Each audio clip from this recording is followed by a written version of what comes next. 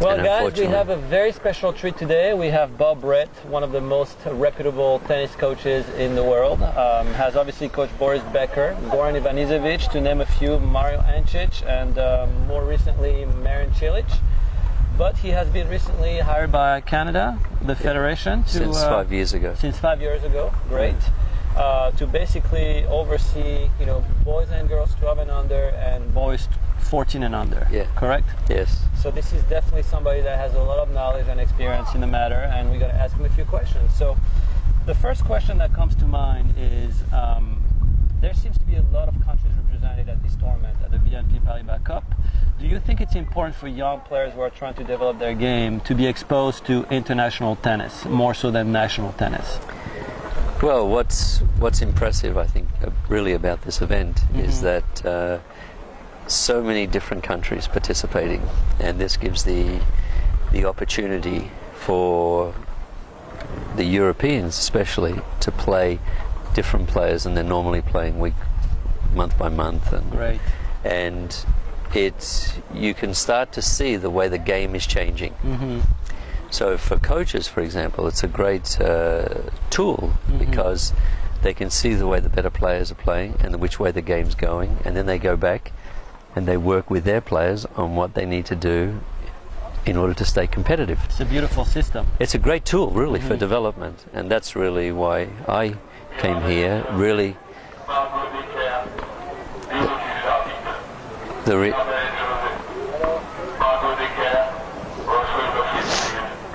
so the reason that I came here was to not only to see the different players play who I have an interest with, but also to see the way the game is changing. Right.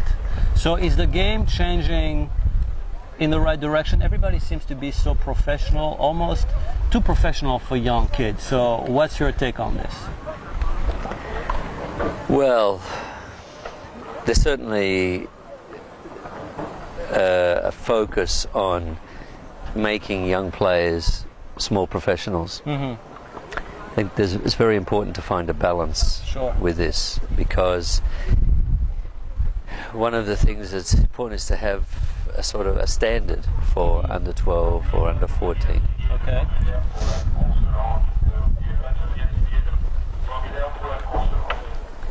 It's important to have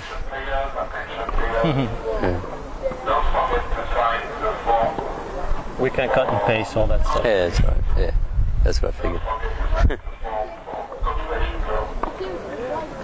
It's important to have some guidelines as to the number of hours that a 12-year-old should play, or a 14, that they're on the court playing. Also the physical training that they do, and also time off, number of tournaments.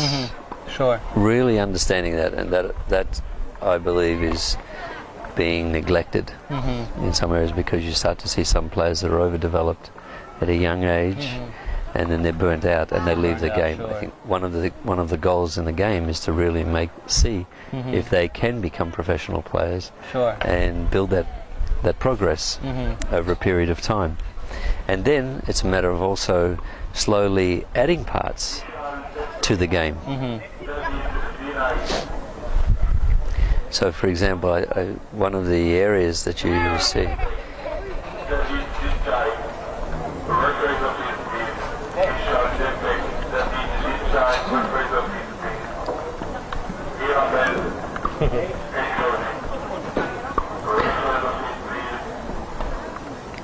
One of the things that's actually quite impressive with the players is the way they hit the ball, the way they get the speed in the shot, the consistency.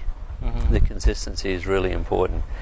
But the part that really a lot of them lack, and which is going to be necessary when they're older, is how you take advantage of short balls, how you can come in and finish.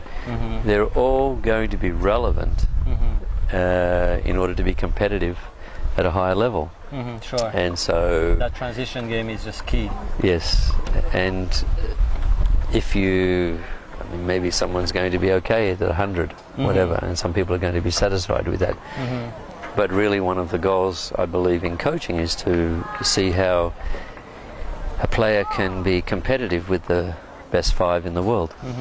And it actually doesn't matter which ages you go through, just to see what then needs to be done and what adjustments, and also can be in the training, in the fitness, or on the court. Can be the way they approach. Sometimes you can see a player growing up as a 12-year-old, just pushing, making sure they have consistency. And if this just continues, then they struggle when the game has more power, and they don't have anything that is really putting the other player under pressure, or taking time away from the opponent, or being able to, as you said, that transition game. Excellent. Well, as I said, my first impression is that all these players are mostly mature, probably more mature than kids of their age. But you also see some tendencies that are not so, appealing. You have a lot of screaming and gamesmanship going on. What's your take on this? Do you think that that's something that will change as they get older, or is that something that is just part of the game to stay? Well, one thing, a lot of players are now they go overseas to academies. And they train 4 hours a day. At this age, it's too much. Because then what do you add? And this is important. The other thing, in terms of on-court behaviour, that needs to be controlled. But it's not necessarily. The players imitate what they believe is acceptable behaviour from professional players, but it actually doesn't help. Or it doesn't happen like that. Or it's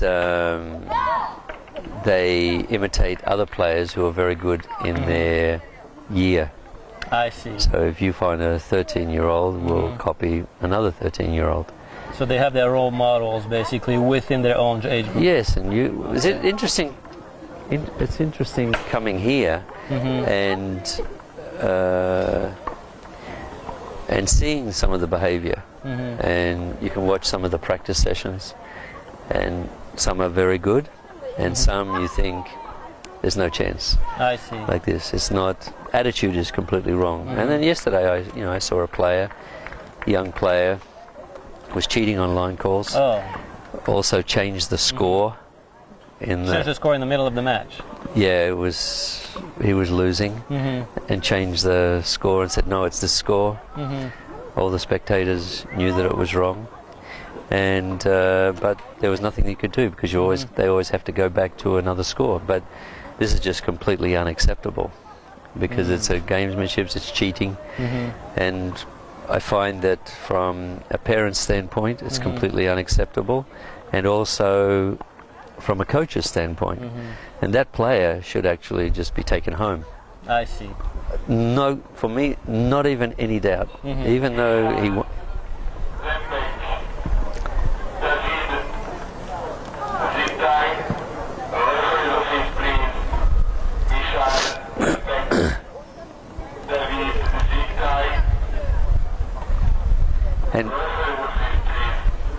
and because what tends to happen is there's an acceptance of very poor behavior,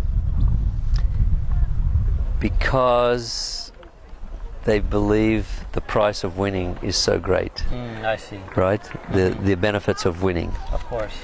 But in the end, you cheat yourself. You basically believe that winning at all costs is acceptable, essentially. From their side. Correct. From their side. And that's why they accept it. And parents are accepting bad language, coaches are accepting bad language, and these sort of things. And everybody's different. Everybody grows up in different ways, but it's just what's acceptable.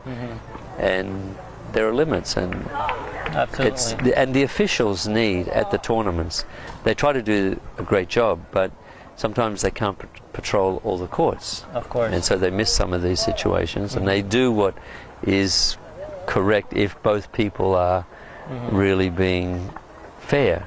But sometimes there's an abuse of this, and there should be much more warning, default, boom, and that's it. I agree.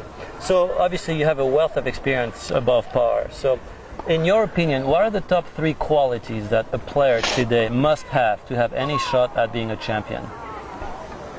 Well, I will give you 5 qualities of a champion. 5. Excellent. I like that. The first one is to, of course, to have a world-class talent, ability. It's ability to learn. It's the ability to find the right position in the court. You know, to see those intuitive skills as well. That's the first one.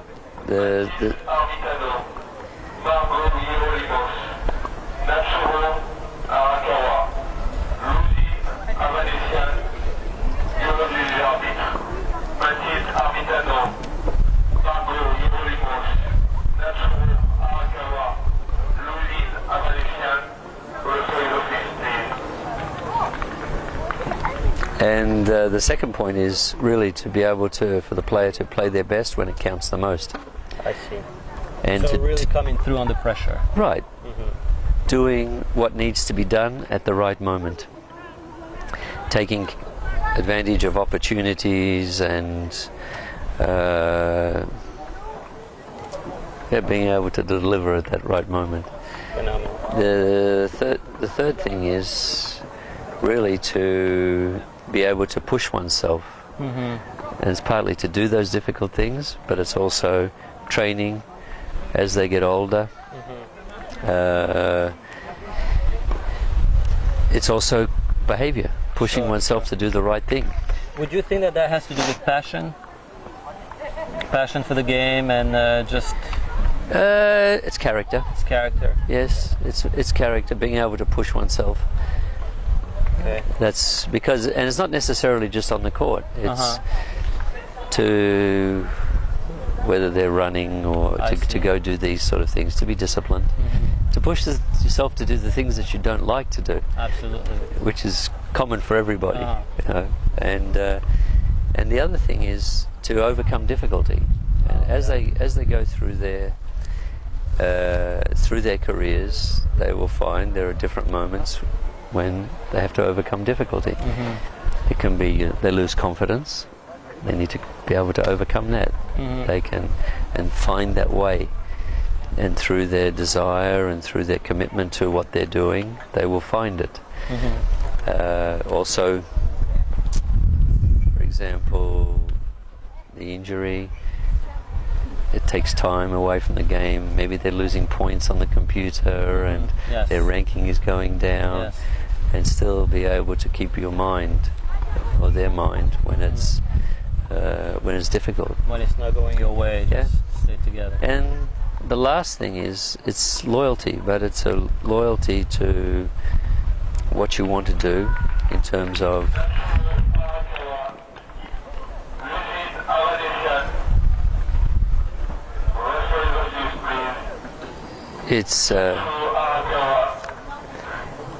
it's being able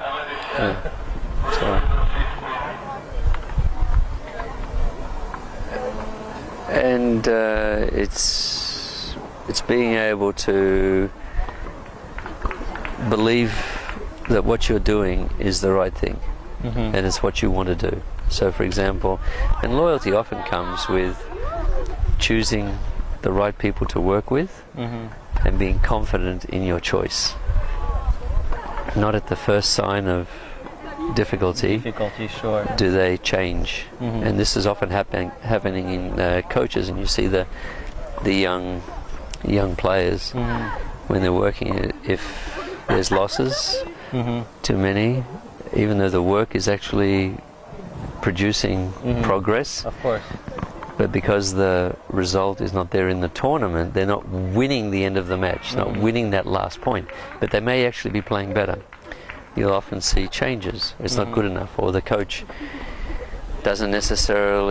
can't give all the lessons when they want it. Absolutely. And so then it's a change. Absolutely. And all those disruptions there cause a break in the development. And you will find that the best players in the end have had few coaches. They may have a great point. Yeah, they may have one from whatever until 13, another one till 17, and then a long time there. There may be some small changes there, but when you change, as I say, it takes about 6 to 9 months, certainly with older players, before progress can be seen or any effect from the work that's being done. Yeah, and so I would question a lot of time the choices made by people to change, because it seems that one coach has a better result with another player. So, oh my gosh, I have to change. I have to change. I have to change to this coach. This coach has got the magic potion. Absolutely. And that is something to be very cautious with. And it's tempting for parents, it's tempting for children to complain. And a coach may say something that is not what they want to hear, but it's what they need to hear. Yeah. Do you run away from that or not? Yeah. Well, I am very thankful for your time. This has been just an incredible, insight into what you think about professional tennis and youth tennis, and it's just incredible content for it. To personally thank you and wish you a lot of good luck for the players that you're watching here and for the future. No, thank you. But it's a wonderful tournament, and everything that they've done in bringing all the international players around, giving everyone the opportunity to compete like this, the service that they provide is really fantastic. I hope that all the children appreciate it, not only today, because I know that when they're much older they will have appreciated actually the opportunities that they had. I totally agree. Being in one place with, what is it, about 60 different countries represented in this venue. Yeah. You don't find that in most conferences at the corporate level. Yeah, exactly. So this is just a terrific opportunity. So I want to thank you again for your time, and hopefully we'll get the chance to talk to you again. Thank you. Right.